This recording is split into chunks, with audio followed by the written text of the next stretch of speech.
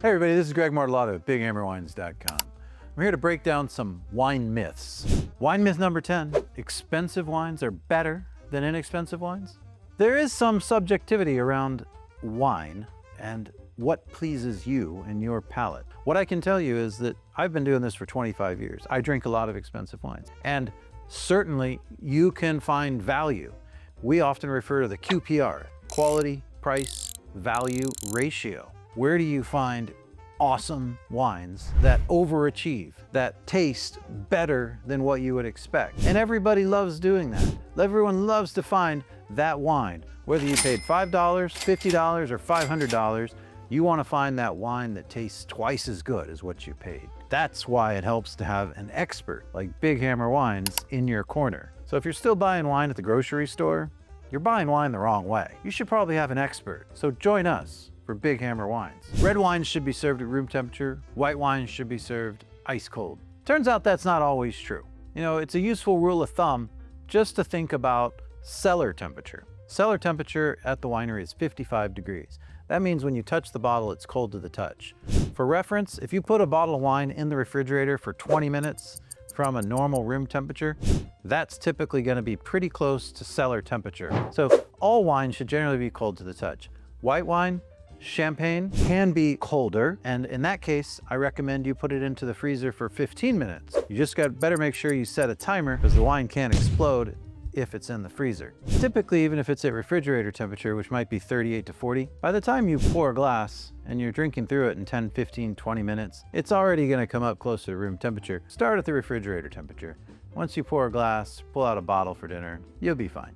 Wine myth number 8 is that white wines go with fish and red wines go with meat. This can be generally true, but again, it has a lot to do with taste. For instance, light red wines can be very good with fatty fish.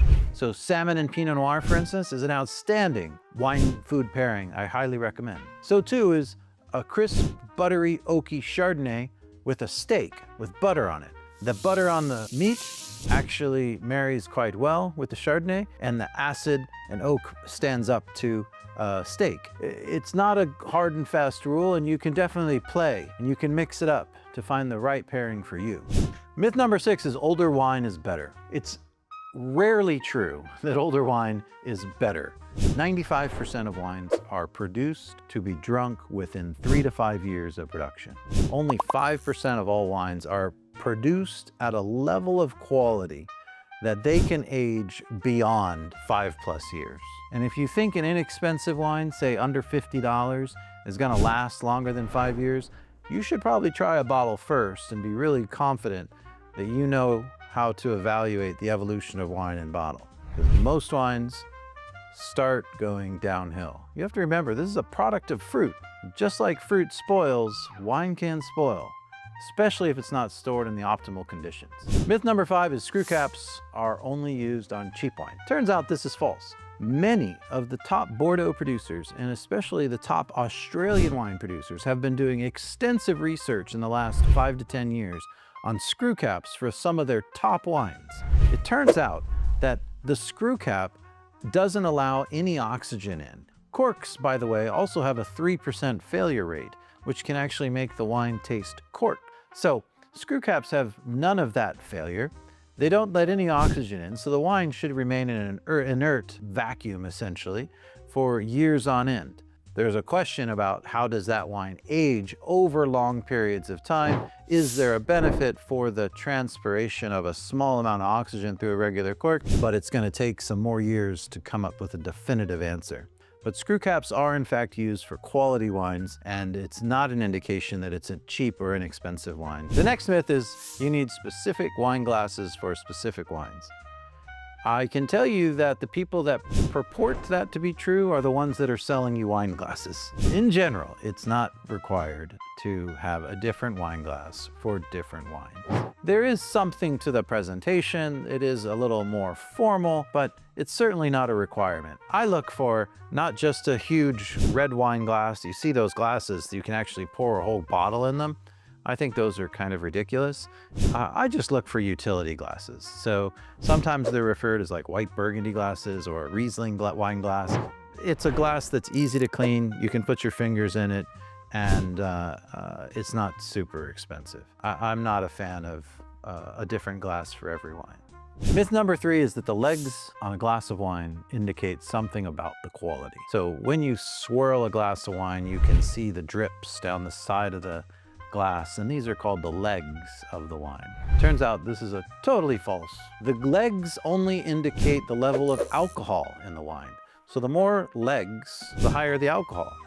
Most people wouldn't agree that higher alcohol means a better wine. In fact, sometimes it's quite the opposite. The legs of the wine is just evaporation. It is the glycerol, the alcohol in the glass. Don't spend time worrying about the legs in the glass, other than to know it has something to do with the higher level of alcohol. Myth number 3 is that sweet wines are for beginners.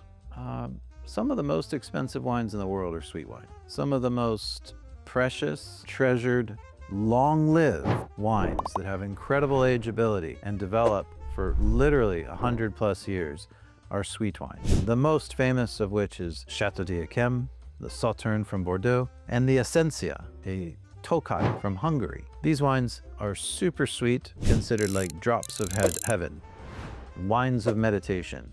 They're very special wines, very expensive wines, and certainly not for beginners. So the last myth is that you have to be an expert to enjoy wine. I totally disagree with this. In the Western European countries, wine is a part of the daily bread. It's just a part of the daily living society. And if you look back in the history, it was safer to drink wine than it was to drink water. It is a part of the table. It is a part of sharing. It's just another way of appreciating. Fine food goes with good wine. Good wine goes with fine food and good people. And that's just a lifestyle choice. That's a way of living. So if those things are of interest to you, you don't have to have expertise. You just have to like food, wine, and people. Did you fall for any of those wine myths? I hope not. But if you did, and you have any questions, leave a comment. Feel free to forward this to any of your wine-loving friends. And if you're ready to check out the new best wines online, shop at bighammerwines.com.